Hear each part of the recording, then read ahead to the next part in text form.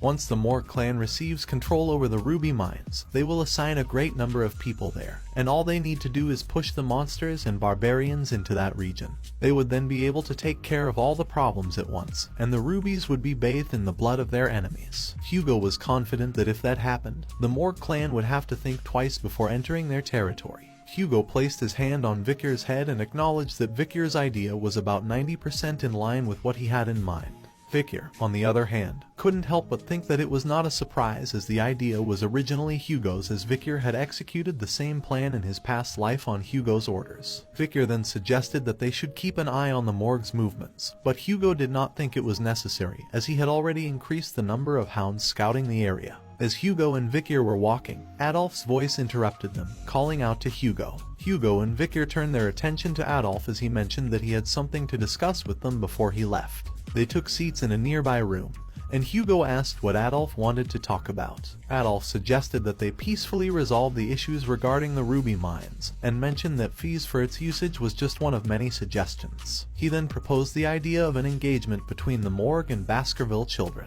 While Hugo and Adolf discussed the details, Camus was looking at Bichir with a blush on her face. Hugo then asked Adolf which child he had in mind for the engagement. Adolf suggested a union between the eldest son of the Baskervilles and the eldest daughter of the Morgs, his niece Camus. He spoke highly of his niece, stating that she was an incredible child with both beauty and knowledge, lacking nothing. Adolf suggested that Camus would be a great fit for the child known as the small son of the Baskerville clan.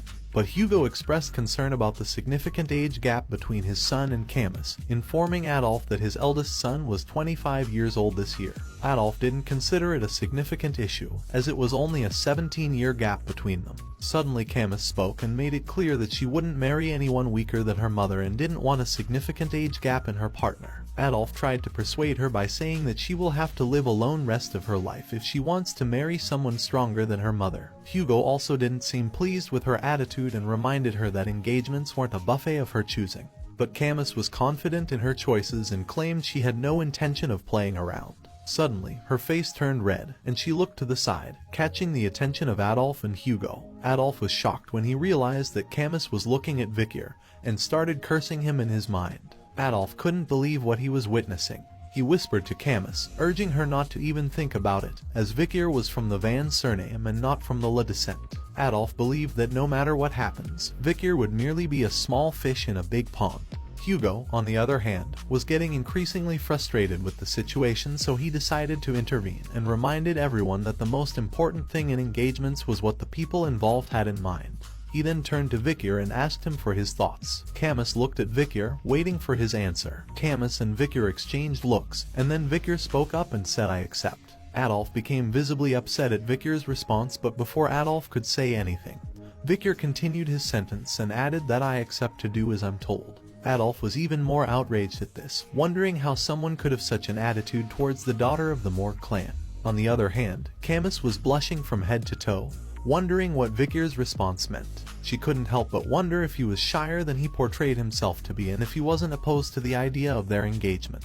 Hugo stated that names and titles had no meaning in the Baskerville household, and that great people come from those of Van descent, not just those of La descent. However, Adolf seemed skeptical about this statement, especially when it came to Bichir. Adolf stood in front of Bichir, examining him closely. Bichir, in turn, looked back at Adolf and thought about his reputation as a sixth circle master and one of the strongest mage within the renowned clan and supporter of his niece. Adolf then spoke up, saying that he didn't think it's quite wise to tell Bichir this, but they couldn't have just anyone become Camus' husband. Bichir thought about how engagement was merely a suggestion between clans and wondered if Adolf was not satisfied with even the genius of the Baskerville clan. Adolf then placed his hand on Bichir's shoulder and tried to press him down, but Bichir didn't budge. Adolf was surprised by Bichir's sturdy body. Adolf then asked Bichir why he wasn't answering him and was he even listening to him, and Bichir replied that he hadn't been listening to him since he said it wasn't wise to tell him something. Camus was shocked at Bichir's reply, especially since he said it to her uncle, who was one of the strongest mage. On the side, Hugo tried to control his laughter in the midst of the tense situation. Bichir's response caused Adolf to laugh menacingly. He turned to Hugo and requested to have a deeper conversation with Bichir. Hugo questioned Adolf's intentions and asked if he was going to scold an 8-year-old child.